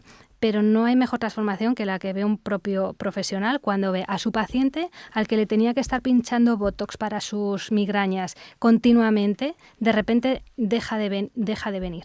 O viene para decirte, ya no lo necesito más. O sea, no hay cosa... Ahora, claro, también tiene mucho que ver con los egos, ¿no? Y puede ser como... Pero la mayoría de mis compañeros... bueno, pues todos mis compañeros de carrera que me conocen y vamos, me derivan ellos mismos pacientes o incluso muchos de ellos están conmigo como pacientes, ¿no? O sea que ya hay un despertar, ya hay un respeto y los que no y de repente empiezan a ver que hay un cambio son los primeros que ya están empezando a intentar buscar otras opciones. Y yo, por ejemplo, que ya sabes que hago programas, talleres y tal, me estoy encontrando que incluso muchas de las personas que se apuntan son médicos y me están pidiendo incluso formaciones que digo, pues si yo estoy dando formación actualmente en 4 máster, ya más no puedo hacer, ¿no? Hago todo lo posible, pero... hay un despertar que es inminente y que es inevitable y que bueno, pues hay que aprovechar y que hay que entender que es que no hay otra situación más inminente que el cambio de conciencia. Y bueno, pues aquí estamos haciendo, ¿no? Como tú bien haces con todos tus podcasts, con todas tus entrevistas para dar para divulgar y dar a conocer este mensaje tan importante, ¿no? De la transformación de la salud. Y es curioso lo que mencionas de que ni siquiera a día de hoy el mismo profesional de la salud puede cuidar de su propia salud. O sea, nutricionistas, yo obviamente con el equipo que tengo me especializo únicamente en pérdida de peso, no en temas médicos, pero me llegan médicos, o me llegan nutricionistas, me llegan incluso entrenadores que no son capaces de gestionar y necesitan ese apoyo o ese conocimiento extra y es curioso, ¿no? Que con toda la información y la formación que tengan, no les sea suficiente. Claro. Esto yo es que lo estoy viendo desde hace un montón de tiempo. Vamos, desde los últimos 3-4 años. Cada vez tengo más profesionales de la salud como pacientes, cada vez más médicos, principalmente. Y bueno, pues es la realidad de que lo que hemos aprendido no es suficiente para encontrar la salud, no ya en nuestros pacientes, sino en nuestra propia salud. Y esto es muy frustrante, pero también es un reconocimiento de que los médicos ya están dándose cuenta de que no es suficiente lo que sabemos, que es necesario un cambio de paradigma, es necesario un cambio del sistema de salud, de nuestro aprendizaje. Y claro, si con lo que sabemos no somos capaces de sanarnos, ¿qué está pasando, no? Hay que tener mucha valentía también para dar el paso y humildad para ponerte en manos de otro compañero médico y que te dé un despertar, ¿no? a otras opciones y a otros conocimientos, pues que se nos ha quedado corta la carrera de medicina. Y es que esto es muy frustrante, David, es que no sabes las panzadas de estudio que nos damos los médicos y que ni siquiera con eso sea suficiente. Es que hay que hacer una transformación. Hay que hacer una transformación. Hay que empezar a meter mucho más conocimiento sobre factores de salud, hábitos de vida saludables, que no tenemos ni idea de salud, que sabemos mucho de enfermedad, pero de salud sabemos bien poco. Y a veces, mira que a mí me gusta mucho llegar hasta el último eslabón y entender el porqué y descubrirlo, pero incluso a veces sin llegar ahí, si metes factores de salud, es como poner luz en la oscuridad. Pueden desaparecer muchas patologías simplemente activando los procesos de autosanación del organismo a través de los factores de salud, que tienen que ver con los ritmos circadianos, ¿no? Con una actividad acorde a las horas del sol, con un descanso adecuado, con un contacto con la naturaleza en la que nos descargamos de tantísima carga electromagnética a la que estamos sometidos todos los días, con una desinformación de neurotransmisores y de hormonas que nos provocan las luces azules y todos los aparatos eléctricos y electromagnéticos que sí nos dan pues muchos beneficios, ¿no? Pero realmente nos han metido en una crisis de salud, de mejorar nuestros hábitos de alimentación, que es que nos nutrimos de lo que digerimos, no de lo que ingerimos, y que entendemos, o sea, que hay que entender que la nutrición es más allá que meter calorías en el cuerpo. Porque anda que no hay, bueno, ya sabes que estamos en una pandemia de sobrealimentación y de desnutrición, porque no estamos bien nutridos, porque nos faltan un montón de nutrientes que el propio cuerpo demanda y como no se lo damos, y el cuerpo no es tonto, pues te pide cantidad porque en calidad se está quedando muy, muy escaso. Y la cantidad de tóxicos que están condicionando hoy nuestra salud, esa disrupción hormonal, esos disruptores endocrinos que están detrás de muchísimas patologías. Entonces, todos estos conocimientos, claro, son necesarios inculcarlos dentro del conocimiento del cuerpo humano y de la salud para ampliar ese conocimiento sobre las patologías y entender también que somos una unidad cuerpo, mente, espíritu y que nuestras emociones, nuestros pensamientos, nuestras creencias y también el ambiente en el que nos desarrollamos y la socialización influyen muchísimo también en nuestra salud. Entonces hay que tener tantos factores en cuenta que cuando empiezas a pensar que antes lo único que hacías era poner un fármaco, dices, madre mía, es que me queda tan limitada en lo que podías hacer, y todo esto sí que puede poner luz y puede mejorar la propia capacidad y la resiliencia del organismo y mejorar las propias enfermedades que hay. Aunque no hayas dado con la última causa, pero si haces un trabajo en 360 grados con estos factores de salud, hay muchas veces que empiezan a minimizarse esos síntomas o mejoran las analíticas, el paciente empieza a tener más energía y desaparecen muchas patologías o incluso etiquetas que se les habían puesto, ¿no? Entonces, por eso yo animo que aunque, pues eso, es verdad que la formación que tenemos algunos profesionales que llevamos, pues yo llevo más de 15 años formándome más allá de lo que aprendí en la facultad. Entiendo que no todo el mundo está dispuesto a hacer un trabajo como el que yo he hecho, pero hay mucha gente con ganas y ya hay formaciones o hay mucha más accesibilidad a este tipo de medicina integrativa en el que puedes tener este entendimiento y tener muchos más recursos para ayudar a tus pacientes con estos factores de salud, que son los que tú trabajas con tus pacientes, son los que tú promocionas y que yo, pues en mi caso, resumí en esta metodología que, bueno, ya sabes, el método Camino, en el que con los 6 pilares, pues trabajo esos 6 puntos, ¿no? En el control ambiental, para la reducción de tóxicos, en una alimentación saludable, para aprender a nutrirnos de forma adecuada y que entendamos que lo que metemos en nuestro organismo o nos aporta energía o nos la secuestra. A través del trabajo con la microbiota intestinal, que hoy en día es fundamental. Y es que todos los médicos tendríamos que aprender sobre microbiota porque es que afecta a todo el organismo, no solamente al aparato digestivo. Sobre la inflamación sistémica, tan importante, todo ese estrés oxidativo, esa inflamación que tenemos, esa disregulación que tenemos con la insulina, con el cortisol, la naturaleza circadiana y el ejercicio, ¿no? Porque estamos completamente desconectados de la naturaleza, del sol. Ya no sabemos ni siquiera si el sol es bueno o si es malo, estamos confundidos, hemos perdido el norte, no entendemos, o sea, no tenemos claridad, ¿no? Y nos hemos desconectado de la naturaleza. Estamos tan sedentarios que hay una pandemia también importantísima de enfermedades asociadas al sedentarismo, ¿no? Y la importancia del ejercicio físico y luego, por último, el origen emocional, ¿no? Que para mí es ya como el colofón, entender que hay que cuando una persona no es coherente con lo que piensa, con lo que dice, con lo que hace, enferma.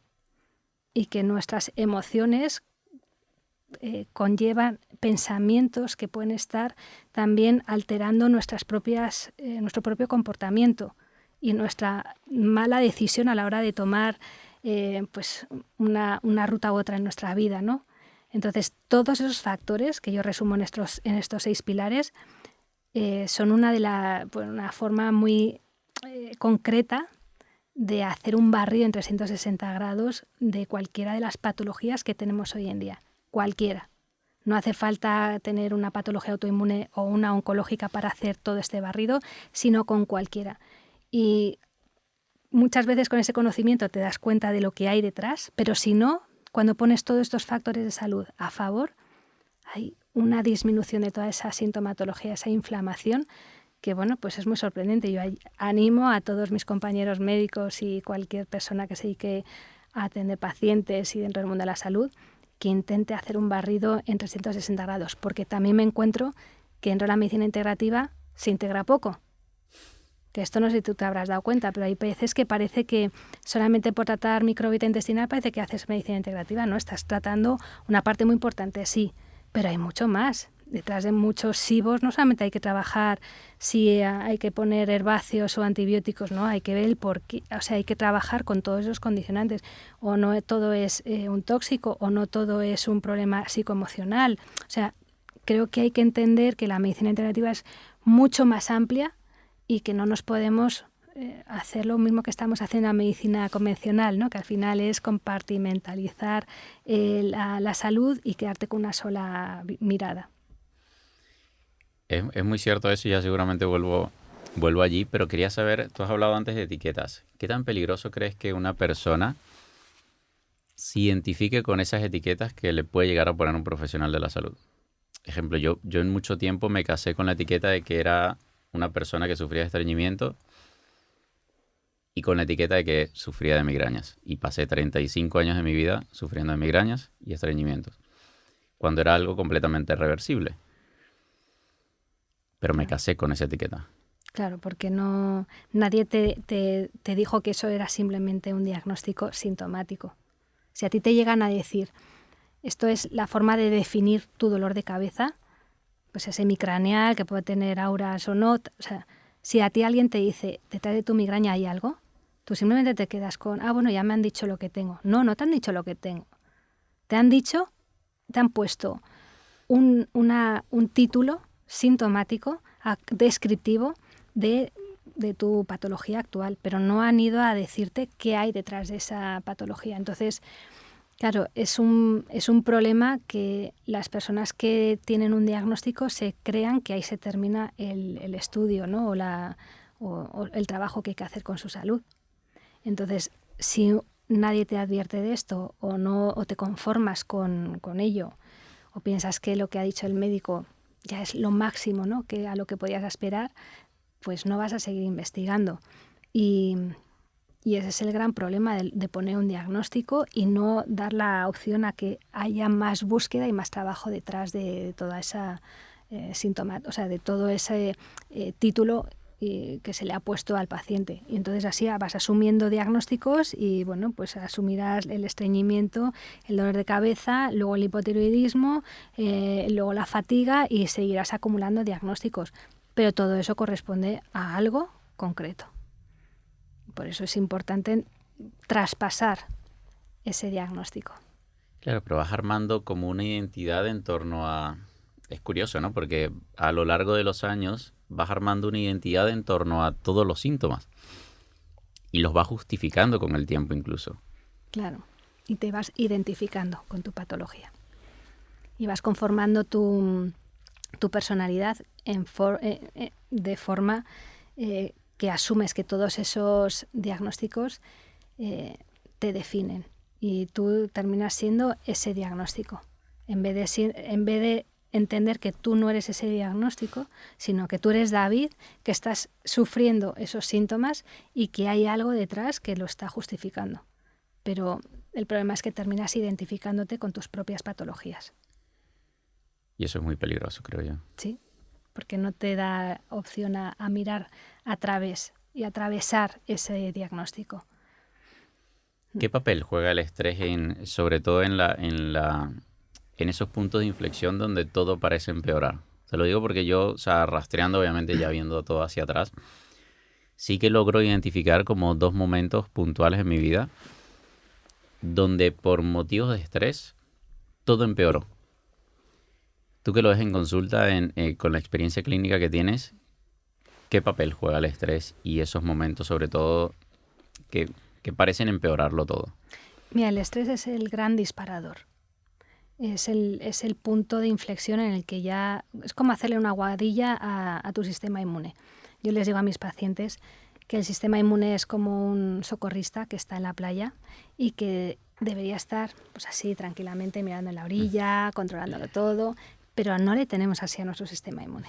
Le tenemos metido en el agua, ahogado, con aguadillas, le estamos haciendo, se le han enredado en los pies una red, le están tirando por debajo, y encima tiene ahogado. Sobrepeso. Claro. ¿Sabes qué? Encima, entonces le tenemos ahogado al sistema inmune, entonces no es capaz de responder realmente a lo que debería estar respondiendo. Entonces nuestro sistema inmune es al que tenemos que tener fuera de toda esa de tantísimos factores que le están ahogando para poder responder bien a las patologías y a las situaciones en un momento dado que puedan generar mayor demanda, como por ejemplo un momento estresante. Entonces, el estrés es como esa ya última aguadilla, ¿no? Que el sistema inmune está ahí intentando sostener y llega a una situación estresante y es como, mira, ya no puedo más. Entonces genera como ese desencadenante en el que aparece o debutan todos los síntomas que había intentado sostener el sistema inmune. Y ahí aparece pues, el estrés o el miedo o la angustia que desencadena en un momento dado un antes y un después en la aparición de los síntomas, pero esos síntomas venían de atrás.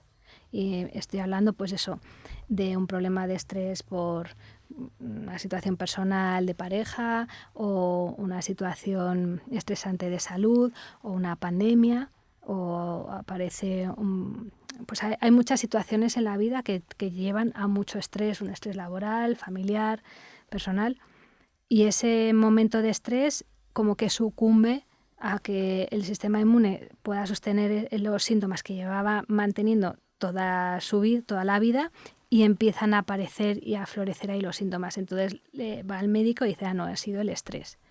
Y yo, bueno, pues quiero decirte que por mucho cortisol que estemos segregando en ese momento y que pueda desajustarnos nuestro sistema neuroendocrino, incluso la microbiota intestinal, el estrés agudo, el cuerpo es capaz de solventarlo.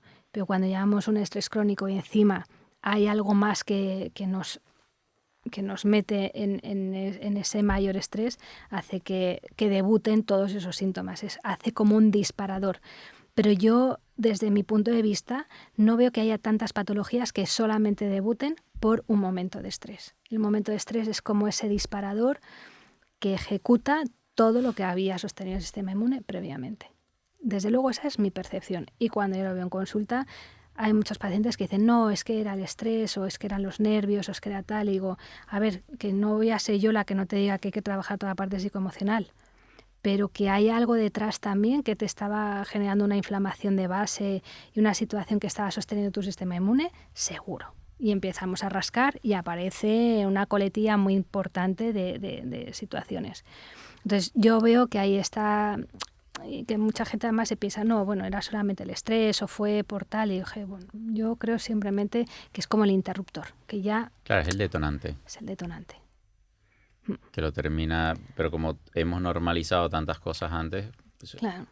termina detonándolo el periodo de estrés, pero claro, hiciste caso omiso de todas las señales, todos los gritos, Todo lo todas las previo. alarmas. Y claro, y luego el estrés, pues esa carga adrenérgica y de cortisol que se produce en el organismo, pues tiene todos sus efectos también deletéreos y desgasta también al sistema neuroendocrino, al metabólico, también a la microbiota intestinal, deteriora de forma crónica nuestra propia microbiota y en el momento de de gran estrés agudo, pues es que el cuerpo no puede con todo.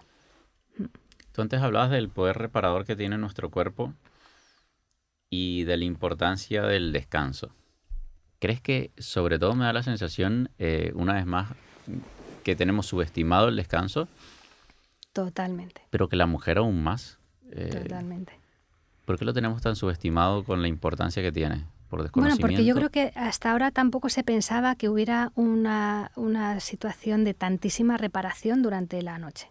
O sea, yo recuerdo durante la carrera estudiar por las fases REM, etcétera, pero no tenía ni idea del sistema linfático y de cómo durante la noche hay una desinflamación que se produce con la reparación y con toda la detoxificación que generan ese sistema linfático neuronal que elimina todas las sustancias tóxicas, los metabolitos, la inflamación y que nos ayuda a reparar tejidos, que activa toda la regeneración celular, tisular, de sistemas. Entonces, primero había un desconocimiento y luego, pues, al final también la luz artificial, la revolución industrial nos ha puesto en una capacidad de seguir viviendo fuera de las horas de luz del sol, que bueno, pues cada vez hay más estímulos y más cosas apetecibles y parece que nunca llega el momento de poderle dedicar tiempo al descanso. Entonces, como que se ha minimizado o se le ha quitado importancia a ese rato que es fundamental y que sin dormir morimos. Y que es que las personas que pueden dormir bien y que descansan bien, se ha visto que tienen mayor longevidad, que tienen una mejor salud. Y ahora que se está empezando a conocer y a reconocer los beneficios del sueño, ya se empieza a indicar incluso como terapia. Y bueno, de hecho, vamos, yo en primera persona lo vivo. Yo vengo de una familia que dormimos muy bien y que siempre hemos dicho como lema familiar que todo se nos pasa durmiendo. Y que pues si cualquier problema, incluso de ánimo, de lo que tengas, se te pasa en la cama. Y bueno, tengo un padre que es que principalmente cada vez está mejor y muchas veces decimos, no sé si se tomará algún chupito por las noches, pero realmente lo que hace es una reparación nocturna fantástica y él lo tiene como súper asumido y es algo, vamos, que es a nivel familiar. Entonces, no hace falta tomarse un chupito de formol, pero sí dormir lo suficiente para poder activar toda esa cascada de recuperación y de desinflamación. Dormir es fundamental. ¿Pero no te parece absurdo que tengamos que terminar recetando cosas que nuestro cuerpo se espera? O sea, recetando una alimentación densa en nutrientes, recetando exposición al sol, recetando un buen descanso. Parece increíble. Cuando es lo mínimo que tu cuerpo se espera de ti. Pero es que nos hemos creído Superman y nos hemos creído que somos superiores, ¿no? Por nuestro avance tecnológico, que somos superiores a la naturaleza. Y nosotros encontramos la salud en la naturaleza. Y no hay otra. No hay otra. Es una cura de humildad. Pensamos que hay mucha tecnología, mucho fármaco, pero lo que nos da la salud es volver a la naturaleza. Y el problema es que la naturaleza cada vez está menos natural, con lo cual es muy difícil. Claro. Pero esto es lo que nos tiene que hacer cambiar el paradigma, volver a la naturaleza, al estado natural en el que nuestra biología se ha diseñado y que no estamos adaptados a los cambios que ha habido en las últimas décadas. No estamos adaptados. La medicina evolutiva es lo que viene a decir, pero es que lo piensas y dices, pues que normal. Si lo único que necesita nuestro cuerpo es respirar aire sano y limpio, comer comida limpia, natural, o sea, volver a la comida real, a la que nos da la naturaleza, nada de procesado. O sea, que no hace falta hablar de cosas, no es lo que nos da la naturaleza.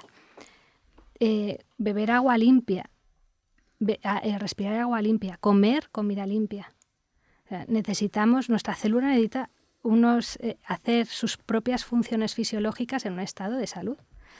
Y eso es lo que nos da salud. Pero hoy en día pues lo tenemos todo tan alterado, tan adulterado, tan formateado y sintético todo, que es normal que aparezca tanta patología crónica. Si hasta la OMS, la Organización Mundial de la Salud, si ya habla que es que el 25% de las patologías son ambientales, que es mucho.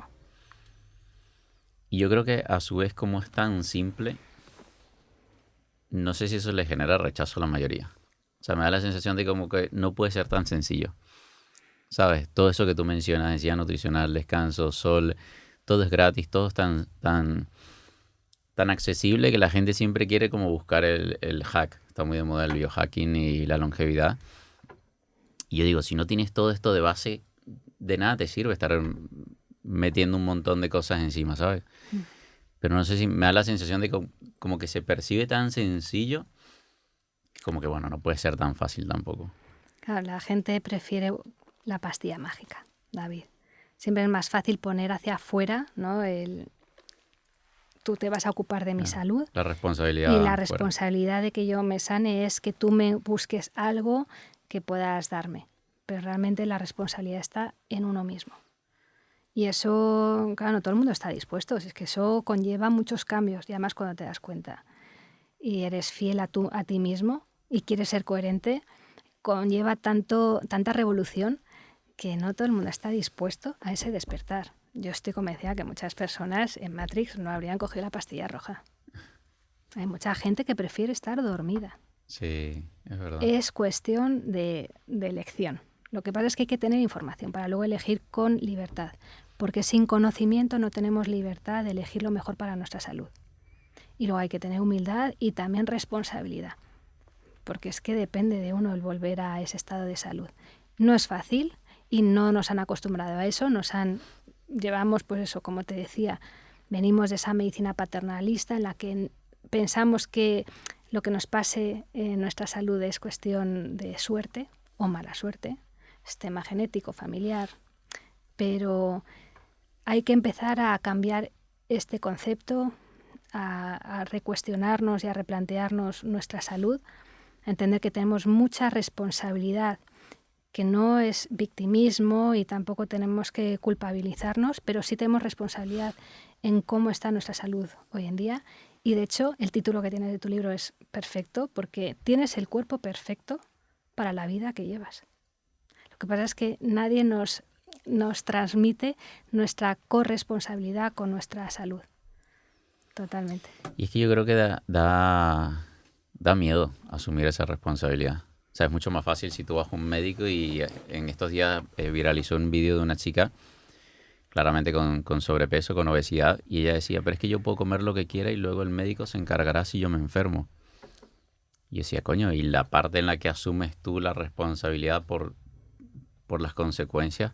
Claro. Y creo que a la mayoría le da miedo aceptar de que las decisiones que ha tomado, no solamente las que estás tomando hoy, las que has tomado durante años y décadas, tienen consecuencias y probablemente el reflejo de lo que ves hoy frente al espejo o en una analítica es consecuencia de eso. Claro, pero también depende del nivel de conciencia en el que vives. Depende del nivel de conciencia que le quieras llevar al sentido de tu vida y a la responsabilidad que adquieres cuando despiertas a esto. Y tiene que ver con tu salud, también con tus emociones, también con tu entendimiento, ¿no? Más del vínculo que tienes con la eternidad, con el universo, con tu propósito de vida. Cuando empiezas a trascender un poco pues toda esta información que te llega a través de las crisis de salud, que yo siempre les digo a mis pacientes, es una ventaja también tener un problema de salud porque te lleva a un momento de crisis vital en el que puedes transformar tu vida. Y que hay personas pues que si no tienen ese momento de crisis, a lo mejor hubieran seguido viviendo de forma automática, en modo automático, y sin replantearse nada más. Y sin embargo la vida es mucho más que esto. Por eso aparecen las crisis vitales a los 40, a los 50. Bienvenidas sean. Es la oportunidad para dar ese cambio. O sea, estoy a 2 años de una crisis, de otra crisis. No me asuste. Mira, bueno, a lo mejor si a ti ya te ha servido la crisis previa, pues no te hace falta pasar espero a la que siguiente. ya haya sido suficiente. Tú antes mencionabas la infertilidad. ¿Por qué tanta infertilidad a día de hoy cuando antes era tan fácil que una mujer a cualquier edad quedara embarazada? Pues como te decía, parece, lo que nos dicen los estudios es que se debe a la maternidad más retrasada que se tiene hoy en día, ¿no? Que hoy en día la mujer pues decide ser madre de forma como muy controlada, cuando ya lo tiene todo organizado y ya pues se le van echando los años encima, y por encima de los 35 años pues hay una disminución natural de la fertilidad. Entonces, la maternidad retrasada sí que parece que es una de las causas de esa mayor infertilidad. Pero esto es por una cuestión de conteo de óvulos. O sea, no, aquí me pierdo, no controlo nada. Sí, es tema fisiológico. Hay Vale. una disminución de la calidad ovocitaria y de la propia ovulación, ¿no? Del recuento ovocitario y de la ovulación que te puede ayudar a que en cada ciclo menstrual puedas quedarte embarazada, ¿no? Disminuye la hormona antimuleriana, las hormonas, la progesterona también. Bueno, hay ciertos cambios fisiológicos a partir de los 35 años que conllevan una disminución de la fertilidad. Y de hecho, pues es que en los últimos años los estudios nos dicen que se ha duplicado la tasa del 10 al 20%. Pero lo curioso es que no solamente en las mujeres de 35 años para arriba, sino también en las de menos. Entonces, hay mucho más que está pasando y que no tiene que ver simplemente con la edad.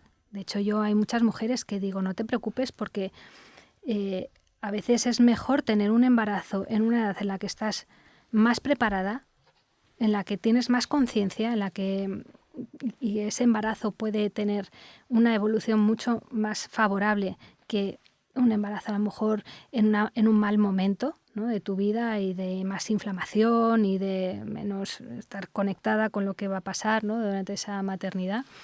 Y bueno, pues el tener menos óvulos no significa que no puedas engendrar, ni mucho menos. Y el problema es que no solamente se debe al aumento de la edad en la que se decide ser madre, sino que hay otros factores que se están viendo y que tienen que ver con esta parte más ambiental. Hay muchos disruptores endocrinos que están poniendo en jaque en nuestro sistema metabólico hormonal. Nuestro sistema neuroendocrino está muy modulado y conformado por un buen equilibrio que si no hay en tu organismo porque tienes una inflamación de base, porque hay una microbiota que modula también a nivel de neurotransmisores, porque tienes un montón de tóxicos ambientales en tu entorno que están generando, cuando entran en tu organismo, alteran la señalización de los receptores y pueden bloquear o modular o alterar el buen funcionamiento de tu sistema neuroendocrino. Y esos ejes hormonales, si no funcionan bien, pueden estar alterando el correcto funcionamiento de tus gónadas y de un equilibrio adecuado para poderte quedar embarazada, o para que simplemente tu organismo no tenga una hiperestimulación estrogénica, que ni siquiera son estrógenos, sino que son sustancias que tienen esa actividad estrogénica. Entonces, muchos de estas sustancias que están en nuestro día a día, porque están en lo que bebemos, con un montón de sustancias químicas que están dentro de lo que estamos bebiendo, nanoplásticos, con ese bisfenol A, con ftalatos, con metales pesados que estamos bebiendo a través del agua, de la alimentación llena de pesticidas, de agroquímicos, de conservantes, de colorantes, de las Es infinitas. Es que el cuerpo tiene que hacer algo con eso. Claro, por eso luego el cuerpo es que no da para todo, tiene una energía limitada y tiene que elegir qué hacer.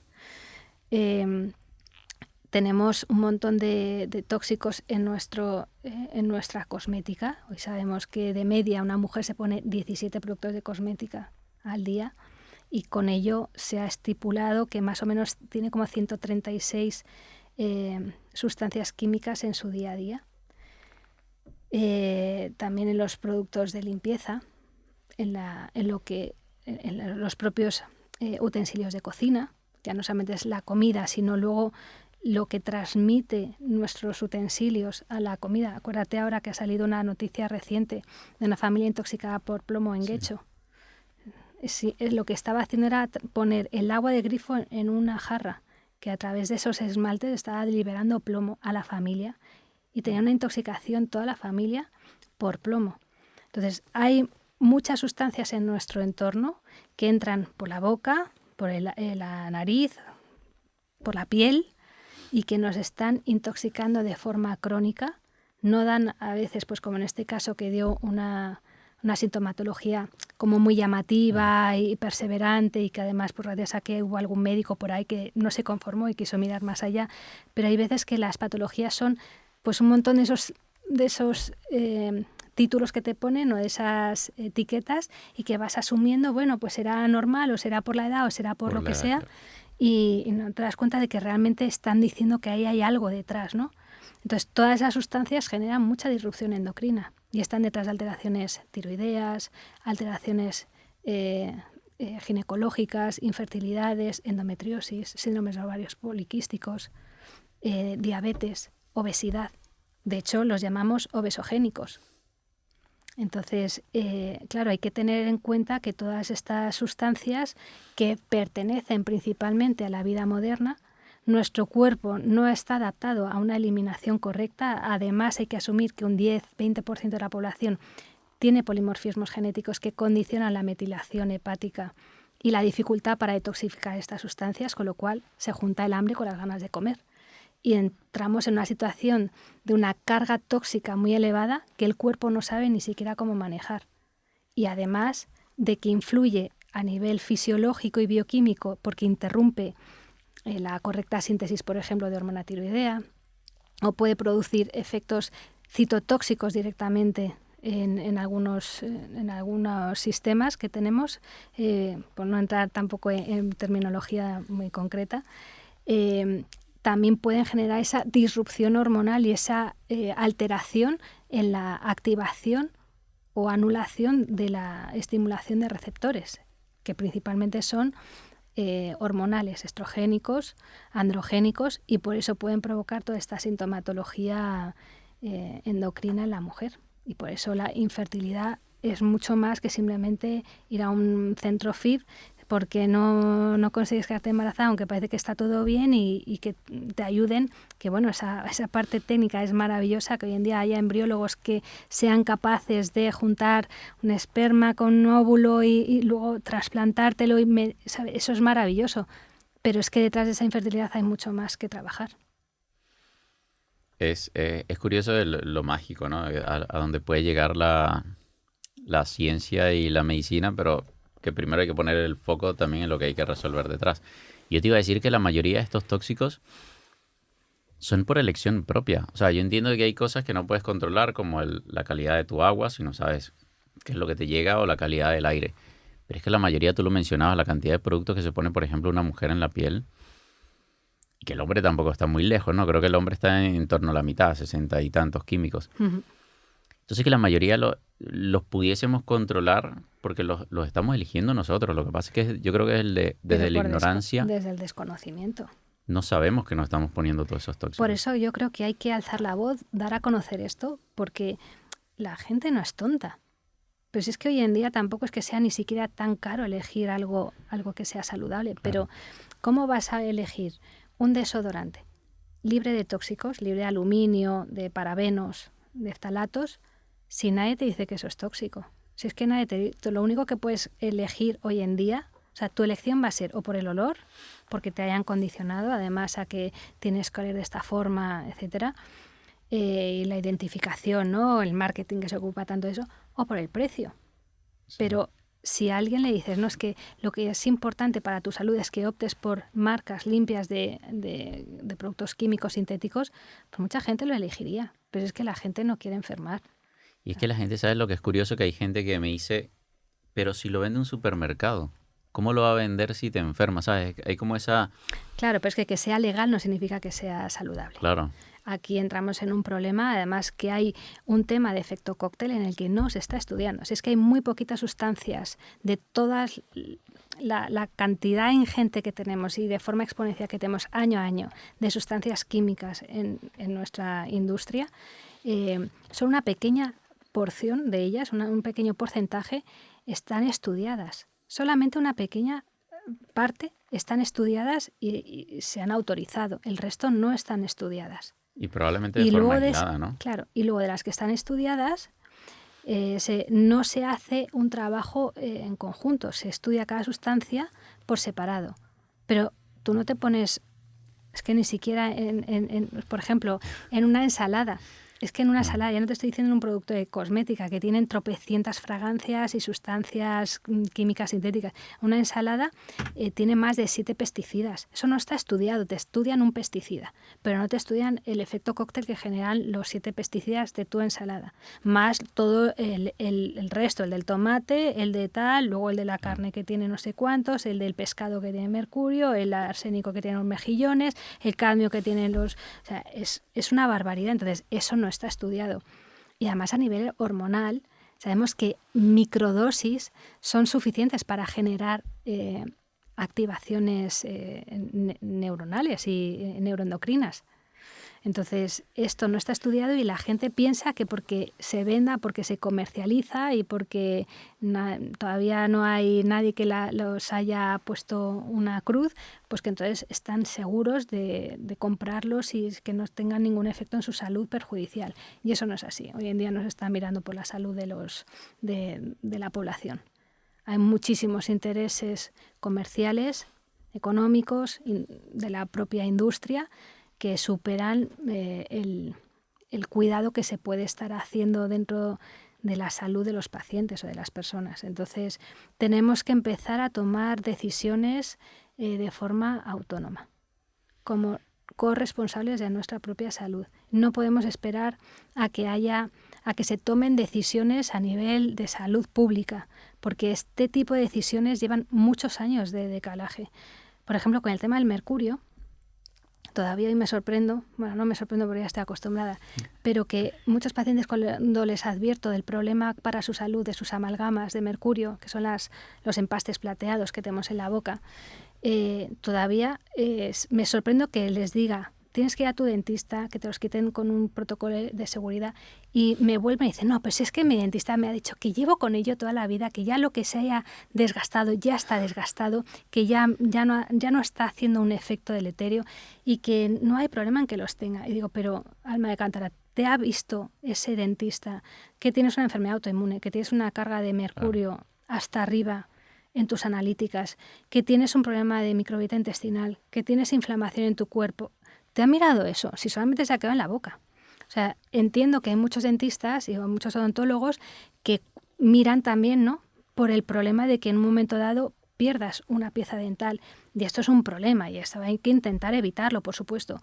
Pero a veces se dan recomendaciones más por, bueno, mejor que no te toque y tal, y no están mirando más allá de la boca de ese paciente. Y hay que liberar de tóxicos al organismo. Y el tener amalgamas dentro de la boca es una de las grandes contaminaciones que tenemos hoy en día por mercurio.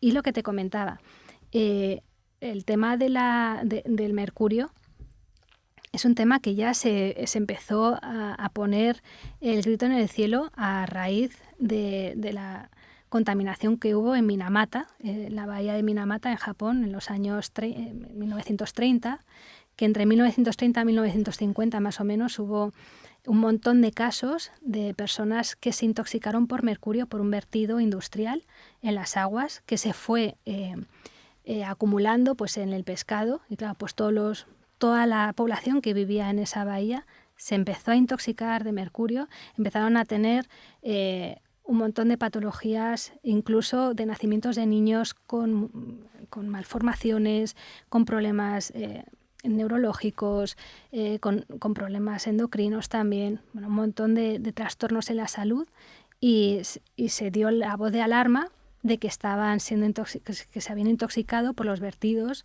de mercurio de esa industria. Y bueno, pues ha sido hasta el 2013 creo que fue, cuando ya hubo, gracias al PNUMA de la ONU, que se propuso un tratado para minimizar el impacto del mercurio en la población. Estamos hablando de que desde 1900, casi 100 años.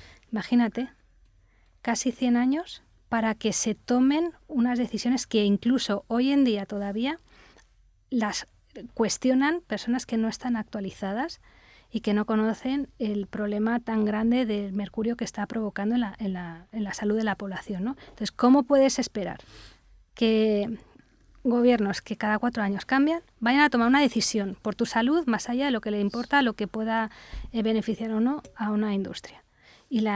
Pues no, hay que empezar a tener información para poder ser libres de tomar las decisiones mejores de nuestra salud, por nuestra salud. Pero esas decisiones no las podemos tomar de forma adecuada si no conocemos todo esto.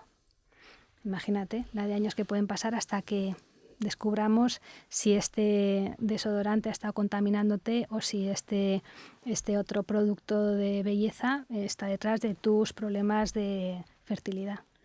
No, y que eso es justamente lo que le beneficia a la industria, lo lento que va todo. Claro. Y como son tantos compuestos, tantos agresores, tantos insultos, que es difícil identificar el que realmente te está afectando, porque puede ser simplemente el efecto cóctel. Uh-huh.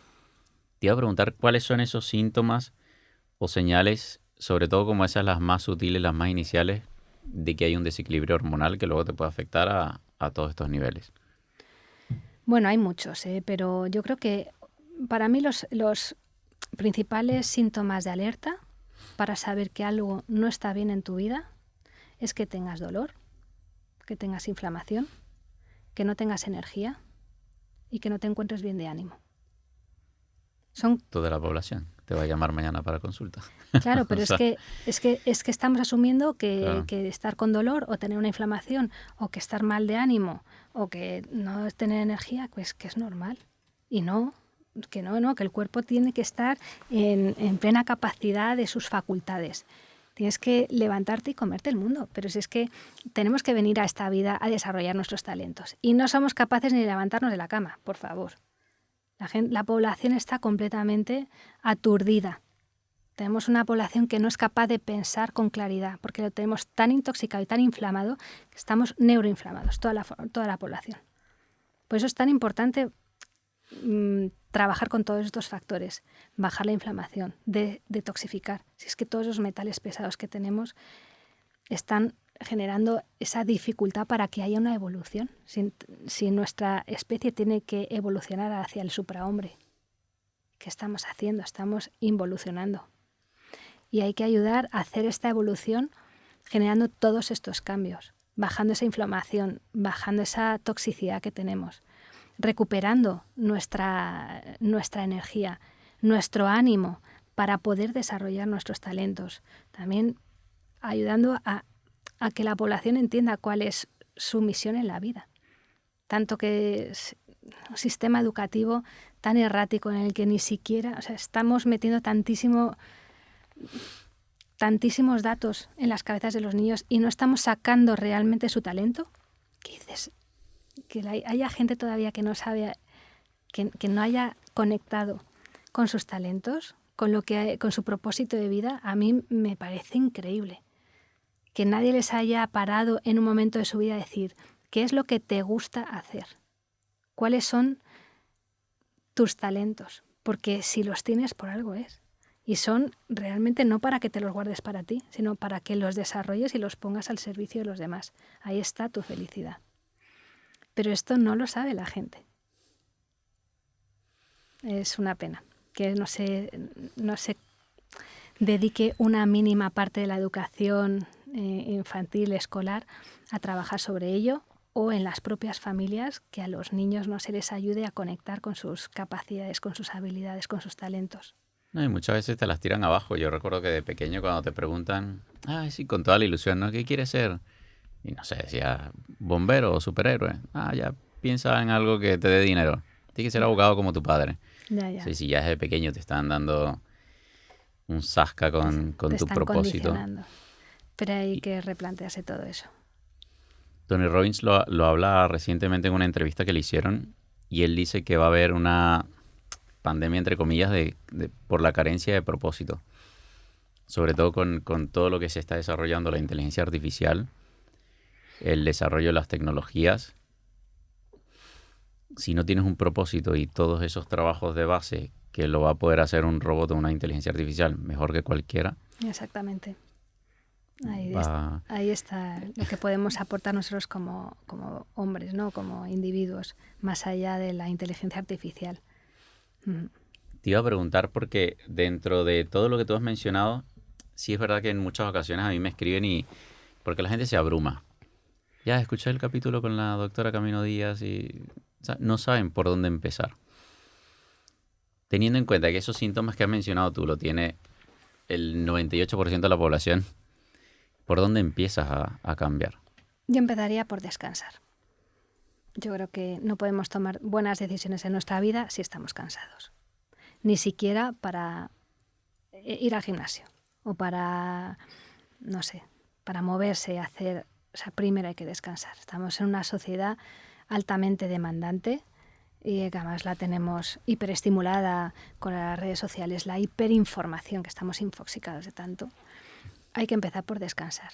Una vez que descansamos y que nos desinflamamos un poco, es más fácil tomar mejores decisiones en la vida. Luego, conectar con que somos seres naturales, que pertenecemos a la naturaleza y en la naturaleza encontramos la salud. Entonces, aproximarnos todo lo posible a lo que nos da la naturaleza. Hacer un ritmo de vida acorde a lo que nos marca la naturaleza. Yo no digo vivir en una burbuja si a todos nos gusta, somos seres sociales. Y de hecho hay estudios muy bonitos, muy interesantes, en los que se ve que poblaciones que tienen una vida social muy intensa son más longevas que las personas que viven en una situación utópica, ¿no?, de salud, pero solas. Entonces, no digo tampoco de ir al extremo, pero sí de buscar las bases que te aproximan a una vida lo más natural posible.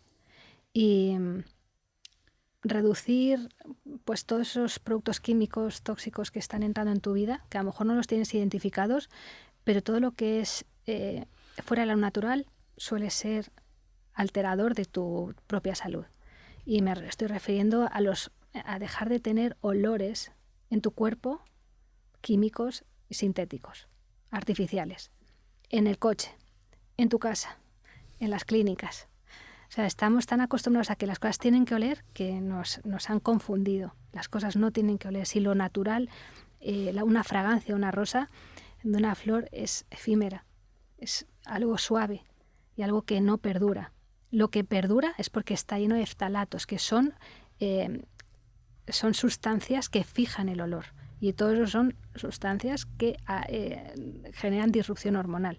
Entonces, limpiar nuestras vidas de todas esas sustancias químicas, sintéticas, tóxicas, es una de las primeras cosas también que habría que hacer. Pero claro, tienes que tener la claridad mental para poder tomar esas decisiones. Y, por supuesto, intentar alimentarte de comida real, de la que nos da la naturaleza, evitando todos esos procesados y esa comida tan industrializada que ha perdido incluso sus propios nutrientes, que sabemos que hay incluso alimentos que han perdido más del 75% de sus vitaminas y de sus minerales. Entonces, cuanto más natural, y me refiero sin pesticidas, sin químicos, si nos alimentemos, mucho más sanos vamos a estar. Entonces, hay que empezar las cosas poco a poco, ¿no? Pues descansar, que yo creo que es una de las cosas que más necesita esta sociedad para tomar buenas decisiones, limpiar nuestro entorno de sustancias que es posible limpiarlas siempre que lo sepamos, pero vamos, intentando un poco poner el ojo en lo que nos da la naturaleza, todo lo demás, e intentar minimizar esos olores que nos ponemos con perfumes, ambientadores, etcétera. Nuestra boca, limpiarla de metales, de un montón de sustancias que tenemos ahí, amalgamas, etcétera. Limpiar nuestra comida, nuestro agua, etcétera. Y luego también pues empezar a movernos más, porque la pandemia de sedentarismo que tenemos nos está enfermando.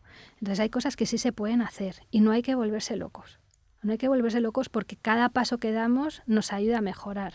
Y cuanto menos inflamados estamos, más conscientes somos y además menos neuroinflamados estamos, con lo cual es una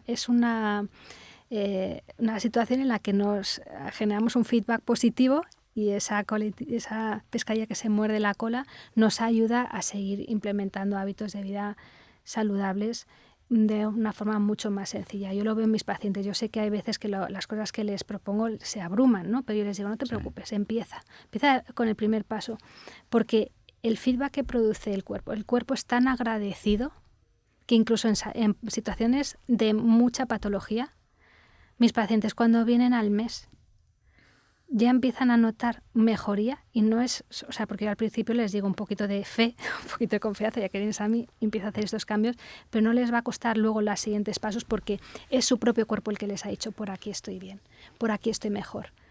Y es el propio cuerpo el que al final, si conectas con tus sensaciones, te va guiando por el buen camino.